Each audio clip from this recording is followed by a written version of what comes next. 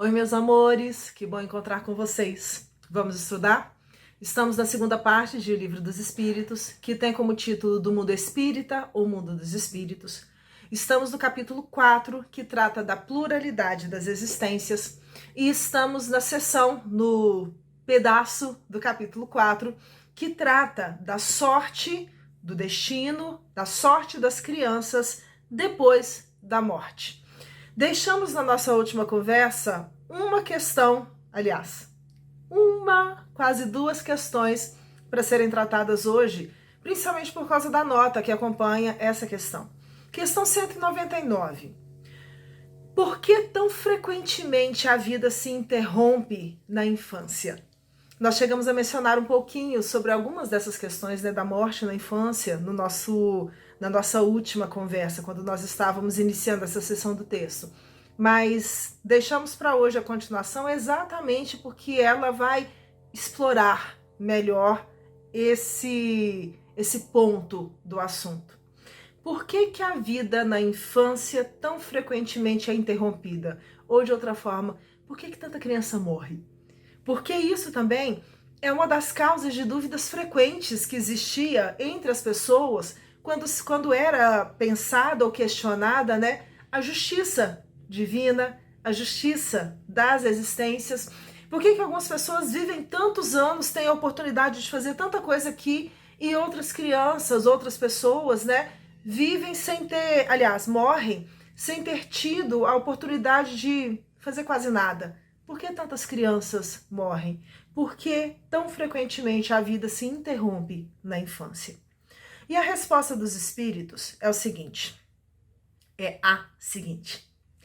a curta duração da vida da criança pode representar para o espírito que a animava. Então vamos lá, existem algumas opções.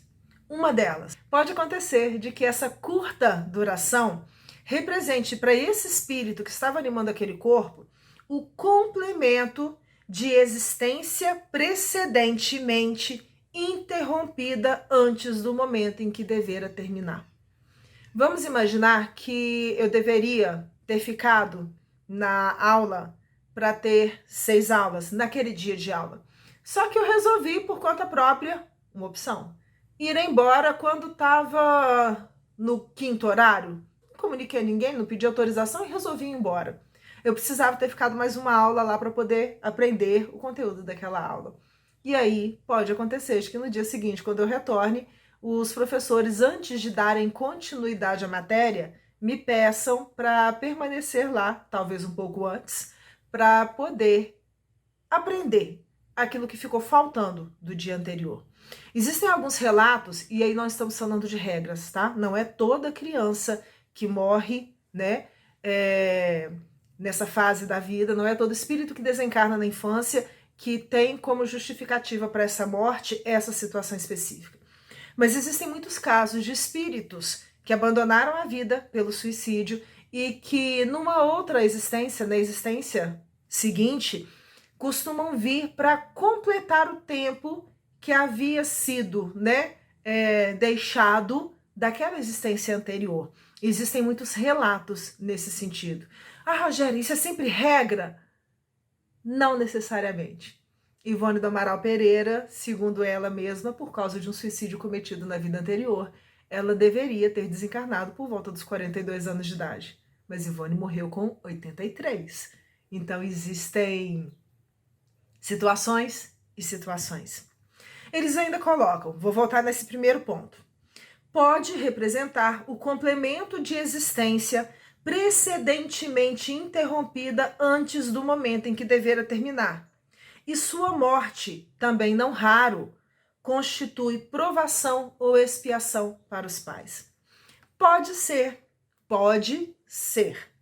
que seja uma situação de pais que nas vidas anteriores ou na vida anterior não souberam aproveitar de verdade a bênção da paternidade, da maternidade. E talvez tenham abandonado seus filhos.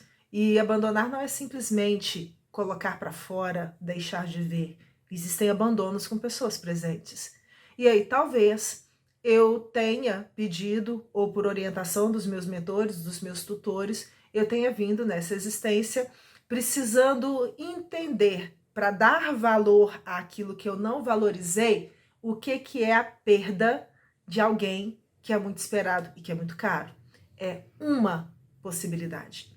Nos casos, como mencionado ali atrás, né, de espíritos que vêm para complementar o tempo de uma encarnação, o que é sempre muito sofrido, porque morte na infância é sempre muito triste.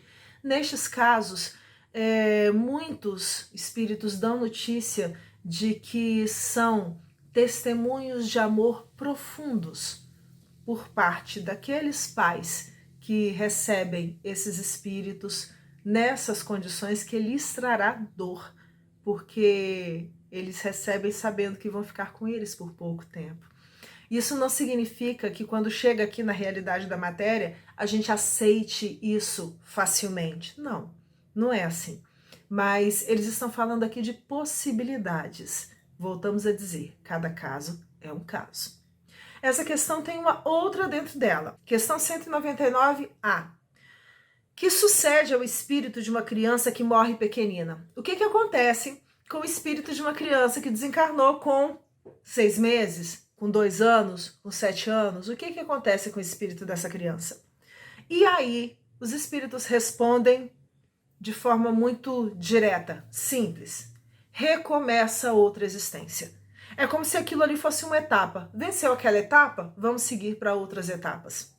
E aí existe uma nota que complementa aqui esta questão.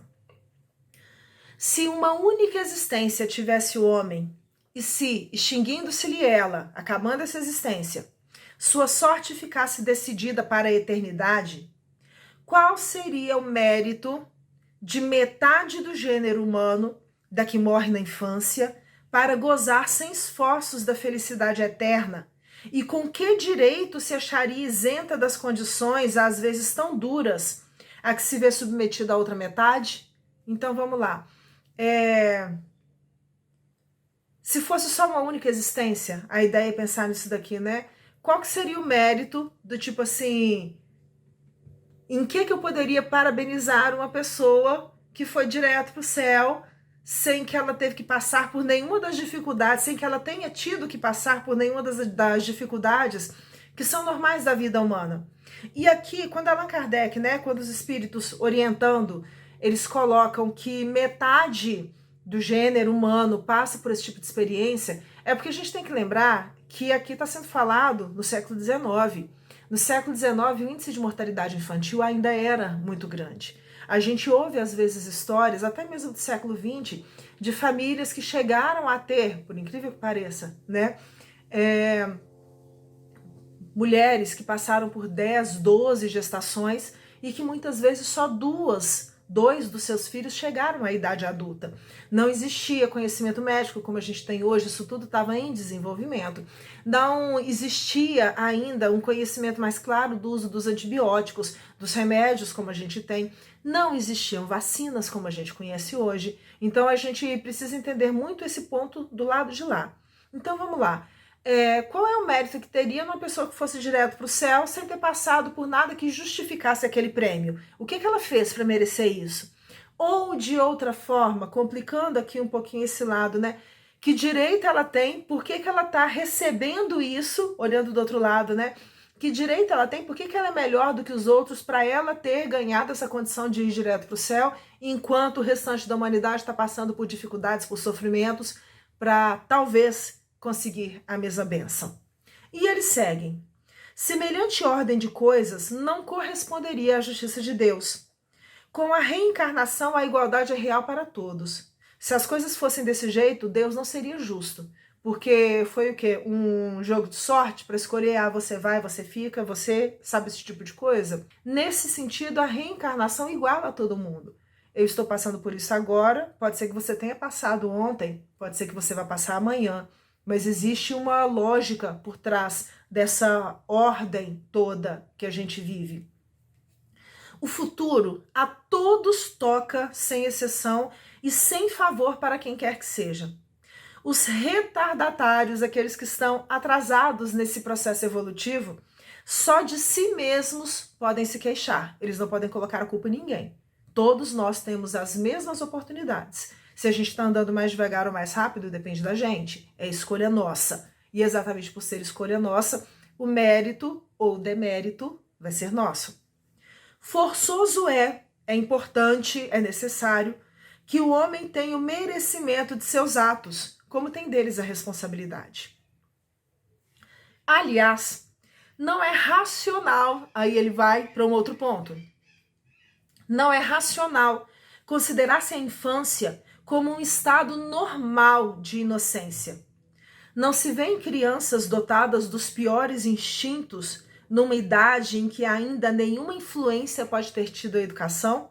Lembrando também que lá atrás não era comum, né, no século XIX, não era comum que as crianças começassem a estudar na mesma idade que elas começam hoje. De começarem a ir para a escola, mesmo que seja educação infantil, né, com 2, 3 anos. Educação infantil não existia nessa época. A criança ia para a escola, nos melhores casos, aos 7, 8 anos de idade, às vezes um pouco mais tarde. Era outro formato de ensino. Então, se a criança, e vamos pegar até mais novas, né? Uma criança de 2, 3 anos de idade, às vezes a gente consegue perceber um instintozinho meio rebelde, meio quase que mal em algumas crianças nessa idade. De onde que elas aprenderam isso? Se elas não tiveram tempo de estar em contato com os problemas, com as maldades do mundo, para serem influenciadas por esse tipo de comportamento. A pergunta aqui é um pouquinho por esse lado. E segue. Algumas não há que parecem trazer do berço, não parece que tem algumas crianças que parecem trazer do berço a astúcia, a felonia, a perfídia, até pendor para o roubo e para o assassinato, não obstante os bons exemplos que de todos os lados se lhe dão? A lei civil as absolve de seus crimes, elas não são punidas, né? Nosso próprio Código Penal não vai punir da mesma forma uma criança que tenha feito uma coisa errada com 8, 9, 10 anos e um adulto. Existe essa questão, né, jurídica. A lei civil as absolve de seus crimes, porque, diz ela, obraram, agiram sem discernimento, sem entendimento. Tem razão a lei, porque de fato elas obram, agem, mais por instinto do que intencionalmente. E aí entra toda uma discussão em torno dessa questão do instinto como uma inteligência, né, primitiva, aí é outro ponto, né? De onde, porém, que virão instintos tão diversos em crianças da mesma idade, educadas em condições idênticas e sujeitas às mesmas influências? Donde a precoce perversidade, se não da inferioridade do espírito, uma vez que a educação em nada contribuiu para isso? As que se revelam viciosas é porque seus espíritos muito pouco hão progredido, têm progredido muito pouco. Sofrem, então, por efeito dessa falta de progresso, as consequências, não dos atos que praticam na infância, mas dos de suas existências anteriores. Assim é que a lei é uma só para todos e que todos são atingidos pela justiça de Deus. Às vezes eu posso estar passando por uma situação difícil na minha vida, mesmo na infância, desde situações sociais, econômicas, dores familiares, limitações, não por coisas que eu passei nesta vida, mas por situações vividas em outras vidas. E é exatamente aí nessas situações, né, variadas que a gente observa quando nos debruçamos sobre o mundo contemporâneo, sobre as situações que a gente vai vivendo no nosso dia a dia, é que a gente consegue perceber com essa clareza, né, que acaba sendo mostrada aqui, a presença da justiça divina nos menores fatos, nas menores situações, nas circunstâncias mais sutis que vão nos cercando. Nós ficamos por aqui. Nossa próxima conversa vai trazer 3 questões. É curtinho, mas é muito interessante para quebrar alguns problemas que a gente vê por aí, apesar de que já é muito conhecido por todos nós, porque vai tratar do sexo nos espíritos. Mas isso é assunto para nossa próxima conversa. Um beijo grande para vocês.